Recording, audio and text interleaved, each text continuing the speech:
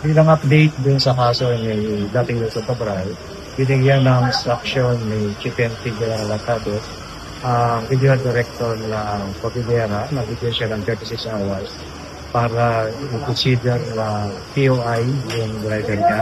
At binigyan niya rin ng instruction ng Director ng CIDG na mag-take over sa investigation at tulungan na ang Cordillera para gusto sa kanya sa power na masapila yung cellphone no disease at ng driver na kinukonsider na ngayon at POI.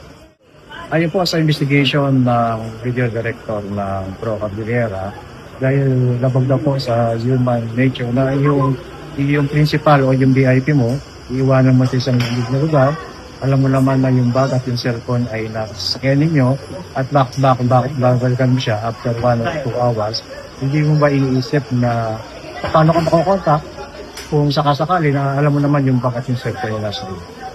Sir, but to clarify, POI doesn't mean na suspect siya. Tama po yun. POI is yun yung mga last encounter. Tama po yun.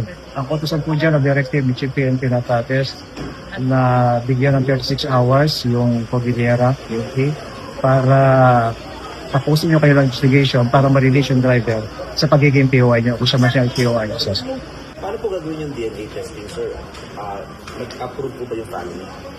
Ngayon po, bilang update, sabi po ng Regional Director, nagbigay po ng waiver ang sawa ng namatay at hindi po sila pumapayag sa autopsy examination.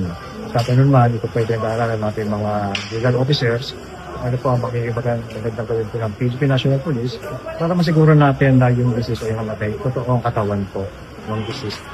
Yun yung pinag-uusapan po ng mga legal officers po natin. Kung ano po yung magiging legal moves po natin para masiguro po natin magagawa yung autopsy para maalis po yung alinlangan na hindi rin po totoong katawan ng namatay. Kahit nag-confirmation na sa family na yun talaga yun. Tama po yun.